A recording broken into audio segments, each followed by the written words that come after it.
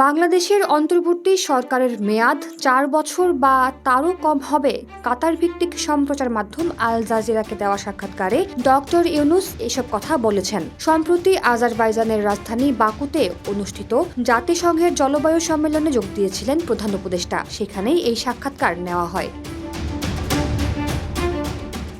অন্তর্বর্তীকালীন সরকারের সময়সীমা কি হতে পারে সে বিষয়ে জানতে চাইলে ডক্টর মোহাম্মদ ইউনুস বলেন, আমরা অন্তর্বর্তীকালীন সরকার, স্থায়ী সরকার নই।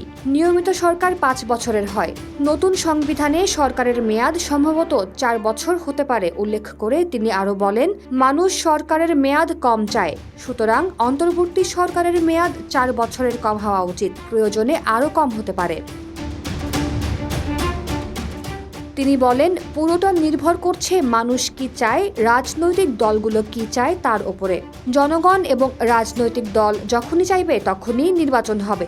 তারা যদি বলেন সংস্কারের দরকার নেই, নির্বাচন দিন, তবে তাই হবে। তিনি নির্বাচনে দাঁড়াবেন কিনা প্রশ্নের জবাবে ডক্টর ইউনুস বলেন, না, আমি রাজনীতিবিদ নই। আমি আমার কাজ এবং আমার জীবনের শেষ পর্যায়ে যা করছি তা উপভোগ করছি।